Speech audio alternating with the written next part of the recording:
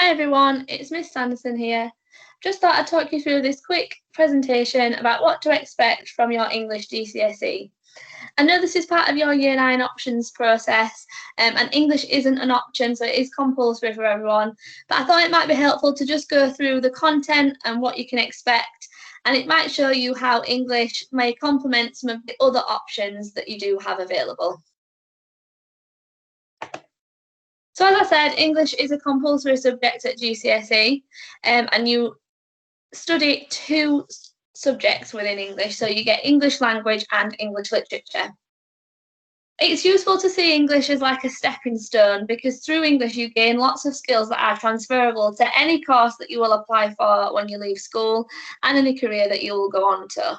And some of these skills include using language to achieve certain effects, writing fluently and accurately, and communication skills, which are all vital no matter what career you go into. It is also worth noting that most post-16 options require a grade 4 or higher in English, regardless of whether you are doing BTEC or A-levels or an apprenticeship. So it's important to try your best in all English lessons and kind of make sure that we're on top of it and making sure that we use the skills that we gain through English to help us with our other subjects. Okay, so if we just start with English language. So in English language, you will have the opportunity to read lots of different extracts of fiction and non-fiction. And then we spend time analysing these texts and looking at the language used by the writer to consider what makes them good pieces of writing and what makes them effective. So it's really good because it gives you an opportunity to be exposed to a range of extracts and lots of different topics as well, which may complement some of the other things that you do in other subjects. So particularly in non-fiction, the texts look at a range of topics from Antarctic adventures to circus acts, and we look at texts from the 19th century and the 21st century. So it's really fascinating to see how things have changed over time. The second component in English language is the opportunity to do your own pieces of writing. So the idea is that we analyse these extracts and see what works in a piece of fiction, for example, and then you have the opportunity to write your own piece of fiction, your own narrative, incorporating the things that you've learned. And similarly, this happens with non-fiction texts. So we look at articles, speeches, blogs, diary entries, when we analyse the text, and then you have an opportunity to write your own letters, speeches, articles, sometimes reviews and things like that. So just a really quick overview of the exam. So there's two sections to the English language exam. One paper is all about the fiction paper, so fiction reading and then writing your own narrative. And then paper 2 is similar format, but it focuses on non-fiction. And then the second qualification that you can receive is English literature. So when we study English literature through this topic, you'll have the opportunity to read and understand a range of literature texts, and we look at novels, plays and poems. So I guess the difference between English language and English literature is that in literature, you study a singular text in much more detail. Language is much more about the skills needed to look at any text, whereas literature, we learn a text and we kind of immerse ourselves in that world. So we look at the plot, the characters and the themes, and we also talk about the writer, their choices, and we look at the time period that a text was written in as well, and how that may have influenced the writer and the choices that they make and the way that they present their characters and kind of design their plot. So there are lots of different topics within English literature.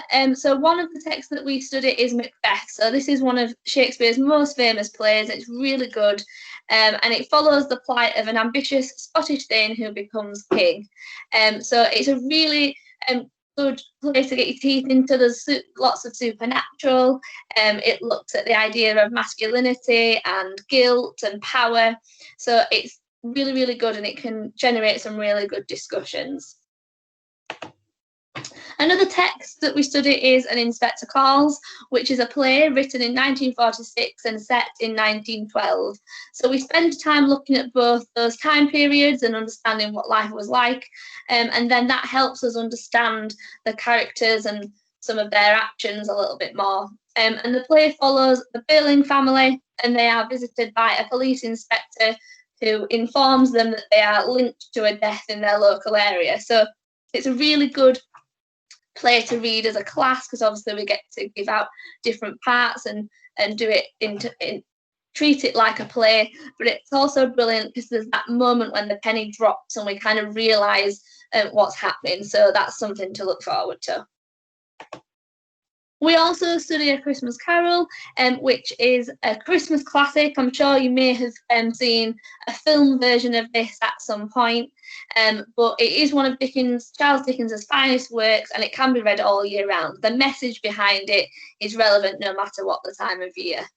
So the story follows Ebenezer Scrooge on his journey to redemption, and it's got a really good message behind it that is still relevant today. And then the last section is conflict poetry. So we look at a collection of poems that are all centred around the theme of conflict. So they cover a range of time periods. Some of them are about real conflicts where we can look at the history behind it, and some of them are fictional, and they look at lots of different themes like relationships and the guilt and the kind of effects of war. So it's really good to see how they all kind of link together. So as individual poems, they're interesting on their own, but once you've seen the whole collection, you can then compare them, and that's ultimately the end goal, to compare two of these poems in the collection. So overall, English literature looks like this. So there's Macbeth and A Christmas Carol on one paper, and then Inspector Calls and poetry on another. It feels like there's quite a lot, but there's plenty of time at Key Stage 4 to study these texts in detail, and then also lots of strategies that we've got to help you remember the important quotations and the plot and things like that. A lot of the themes that run through these texts are in more than one of them as well, so it's quite easy to link them together, and one may remind you of the other in some way. So it seems like a lot, but there's lots of strategies that we've got that we can make sure that we remember all the important bits that we need to know. Okay, so thank you for listening, everybody. If you've got any questions or would like any further information on anything that I've said, feel free to drop me an email, and we look forward to next year when you start your GCSE English with us. Thank you.